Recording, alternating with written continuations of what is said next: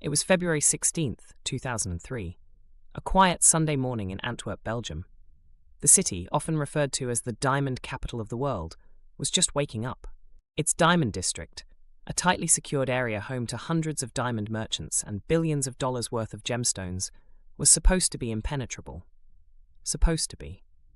Across the street from the Antwerp Diamond Centre stood Leonardo Notarbartolo, an Italian businessman, or at least that's what he'd been pretending to be. For nearly 3 years, he'd rented an office inside the Diamond Centre, presenting himself as a trader who dealt in precious gems. He was friendly, professional, and deceptively unassuming. But behind the veneer of an honest merchant was the mastermind of an audacious plan, what would later be called the heist of the century. That morning, as merchants prepared for another week of business, nobody suspected that the Diamond Centre had already been emptied of its treasure. Over the weekend, Notarbartolo and his hand-picked team of thieves had pulled off one of the most sophisticated and lucrative heists in history, making off with an estimated $100 million in diamonds, cash, gold, and other valuables. It wasn't just a robbery, it was a masterpiece. The Antwerp Diamond Centre's vault was considered one of the most secure in the world. Buried 2 floors underground, it was protected by 10 elaborate layers of security. The challenges included a seismic sensor to detect drilling, magnetic fields that would alert if the vault door was tampered with, heat and motion detectors, a lock with over 100 million possible combinations, and a camera watching over the entrance. On paper, it was foolproof, but Notarbartolo wasn't impressed by theoretical security. He was already crafting ways to outsmart it. He didn't do it alone. His crew, dubbed the School of Turin, was a team of specialists, the type of criminal minds that belonged in a Hollywood movie. One was an alarm expert, known simply as the Genius. Another was a locksmith, who could defeat even the most complex locks with custom tools. Then there was the man who brought it all together, Notarbartolo himself, a career thief with decades of experience. Planning a heist of this magnitude couldn't be done overnight. Notarbartolo spent months, years actually, carefully studying the vault's defenses.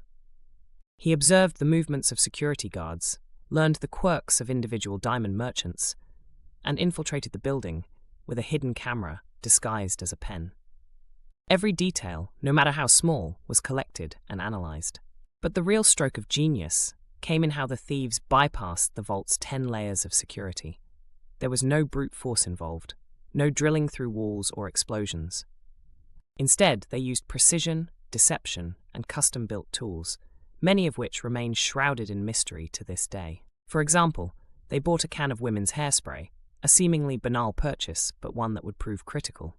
When sprayed lightly into the heat detector, it formed a thin insulating layer, effectively blinding the sensor for a few hours. Ingenious, simple, and undetectable. The plan came to life late on the night of February 15th, 2003.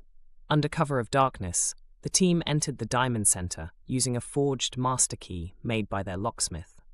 Step by step, they disarmed the vault's electronic defences. The motion detectors, disabled. The magnetic sensors on the door, they tricked them by applying a thin aluminum plate. For the seismic sensor, they mimicked the background vibrations of the building to avoid triggering alarms.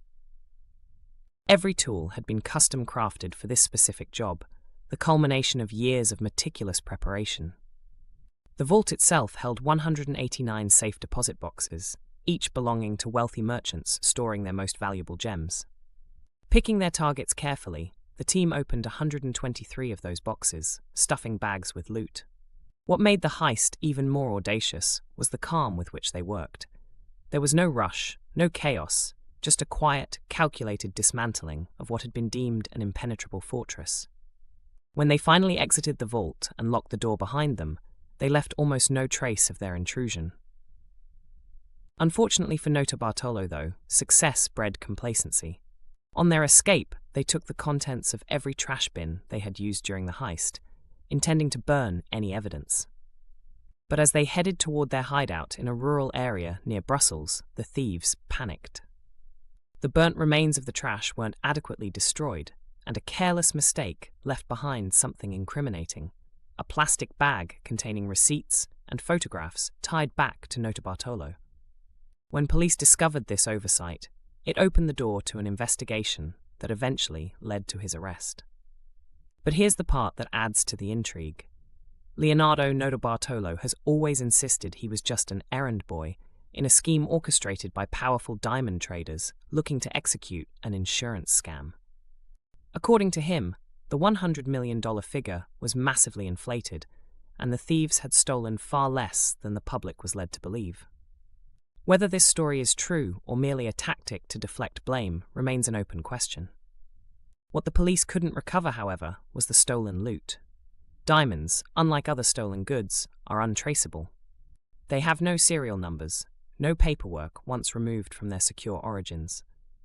By the time authorities understood the scale of the heist, the diamonds had likely already disappeared, sold on the black market, or carefully cut into smaller stones.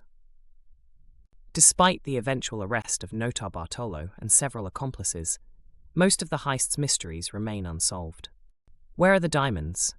Who were the other members of the crew? And was Notarbartolo's claim of an insurance scam a desperate alibi or a sinister possibility? Today, the Antwerp Diamond Heist stands as a testament to human ingenuity, albeit applied in criminal ways. It's not just the value of the stolen goods that makes it legendary. It's the precision, the audacity, and the sheer brilliance of the operation. As we think back to that quiet February morning in Antwerp, where jewelers opened their shops to find their fortunes missing, one can't help but marvel at the stark contrast between the chaos left behind and the order with which it was executed. The Antwerp Diamond Heist wasn't just a robbery, it was a work of art carved into the annals of history, its details still sparkling with mystery.